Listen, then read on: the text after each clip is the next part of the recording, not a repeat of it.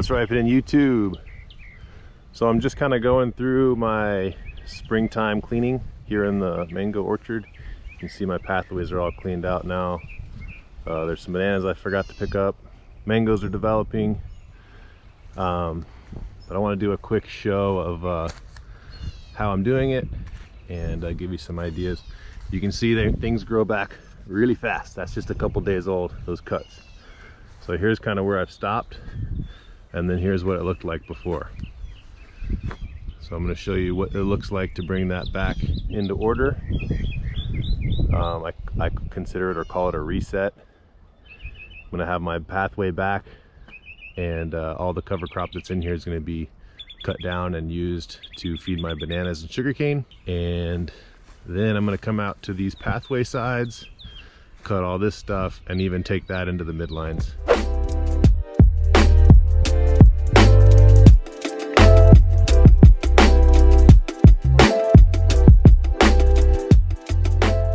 So I have two trimmers. One of them I have with the blade on it. I'm gonna talk about these in another video. These are awesome for cutting down most of it, and then this is for hitting the light stuff at the end, or if I want to hit edges and not risk cutting things down all the way. So here we go.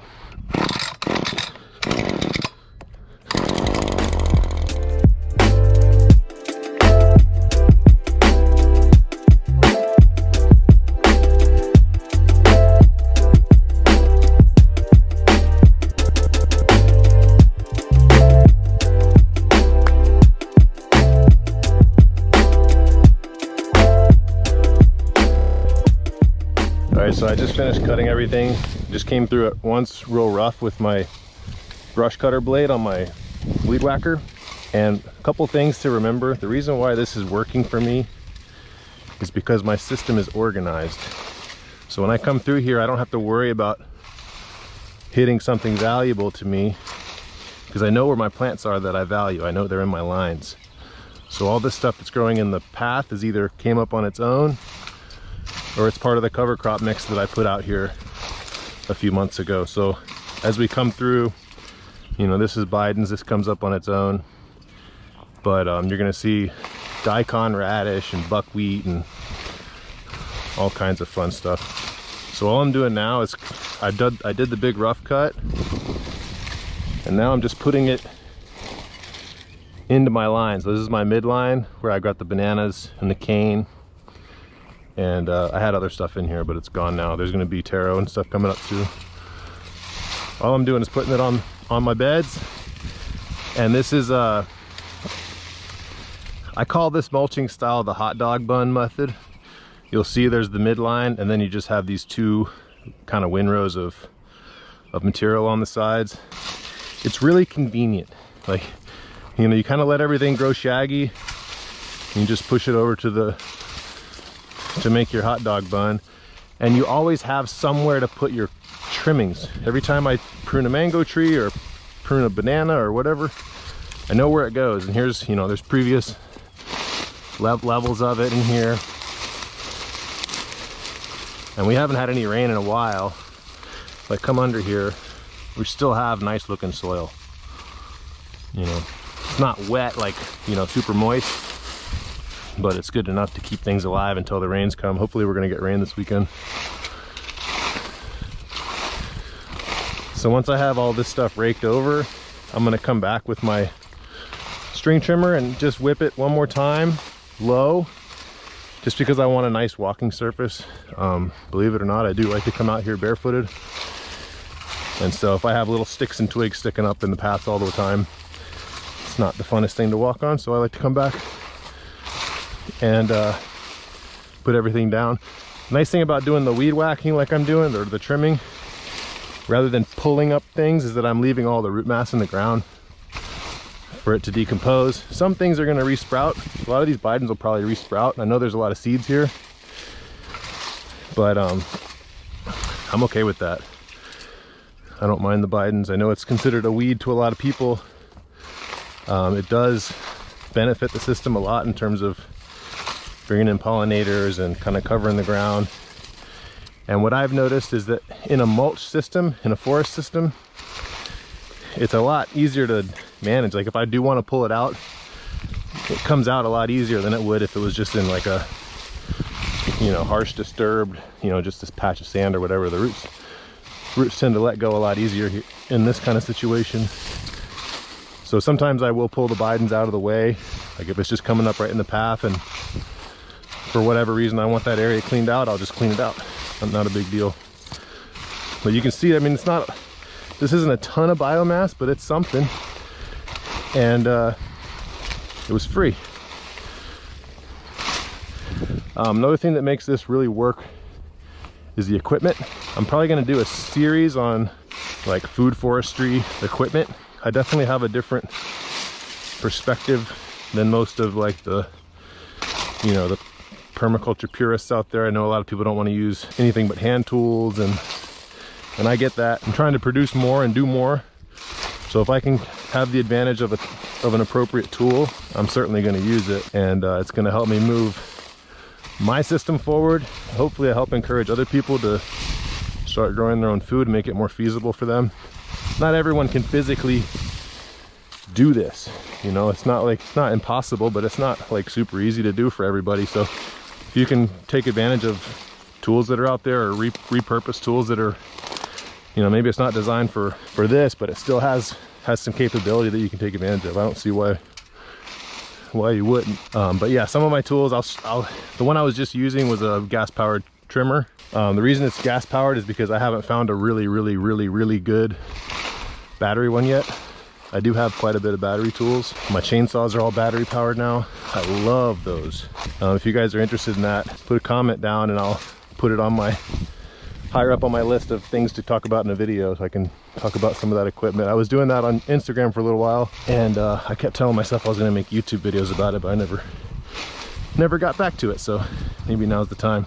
But I've been experimenting and using different tools for quite a while, so I've got a pretty good idea of what I need. But you know, everyone's different. Everyone's got a different system, different priorities and goals, but it is nice to hear someone else's perspective. So I totally get that. This stuff on the side, this is all the canna lily that I'm scooping up. So this is actually a little bit off the side of the path, but it's meant to be biomass. It's meant to be cut several times. Should be coming out of dormancy now. It didn't even really go into dormancy. Like, it didn't really die back, but it's on its slowest growth cycle of the year. A lot of this that you're seeing is daikon radish. You'll see, like, you know, there's tons of radishes in here. Those are the most obvious ones. There's other ones in here. I don't really know all of them. There's a couple other, there's some kind of brassica in here. I thought there was buckwheat, but I'm not really seeing much of that in here. It may just have not come up. It was probably in the mix and it just didn't totally survive, but that's why you put the mix in. So you know, if one thing doesn't work out, hopefully something else will. But doing these cuts is what stimulates the system. There is a little bit of a nuance to when you do these cuts. I'm kind of taking a small amount of risk right now because we are in a dry season and I'm making cuts. We do have forecasted rain for this weekend. You know, if I don't do it now, it'll get away from me. I've got other projects that I'll be on next week, so sometimes you just got to take advantage of the time that you have and get things done.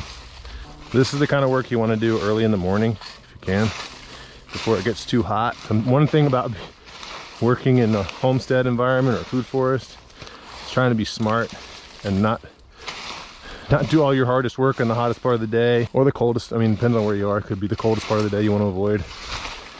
You know, there's a time for everything.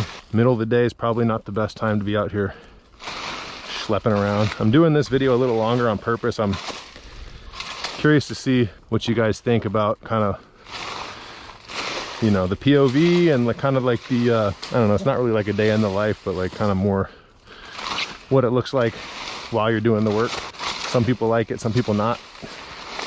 Let me know what you guys think. It's pretty easy for me to clip this GoPro onto my hat and get to work. It's not really in my way, so I could do this more often or for more specific tasks. It's like I'm almost done with this.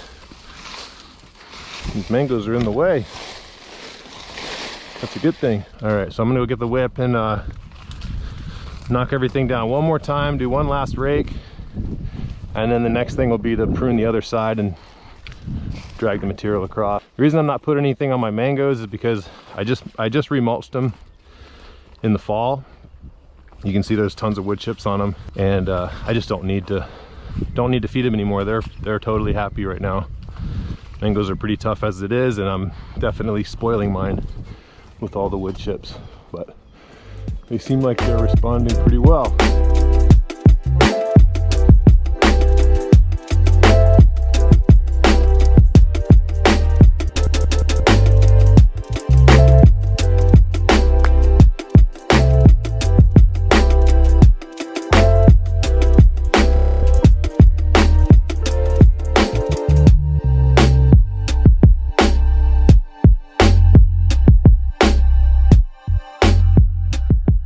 All right, so that was a final whip on that. I'm going to do a little rake and then prune up some of these ground covers. This is that Okinawa spinach under here. I'm going to prune some of that. I'm trying to let the nasturtiums come in. I wanted to see if they would actually perform as a ground cover. So they're just now getting started. That's what these are. They're just getting kicked off. We'll see. I'm going to be putting sweet potatoes in on the other side just to cover the ground. You know, ideally you want a brown layer covering the ground, like a mulch layer, and then you want a living layer on top of that. So I don't have that right now, but just one thing I want to say: do not be deceived. Not every day in your garden is going to look like an Instagram photo. It's going to have to go through different phases, and just love it anyway. It's part of the process. It's a process-based agroforestry system that I'm promoting here, and you're gonna have times where everything's cut down and it looks like, you know, what the heck happened, but you can see just in a few days this is the cut, and these are ugly cuts. This is my machine doesn't cut that clean, but it's already grown. What is that, 7 inches? And there's gonna be blades, you know, nice blades of grass on here. Again, it's gonna look nice. Sometimes you have to take a step back to take a bunch of steps forward, and it's all good. But anyway, that's what's happening right here. That's what's ripening. Got pineapples underneath the mangoes. Everybody's happy. I'm happy. Hopefully you guys are happy out there. Thanks for watching. Love you guys. See you next time.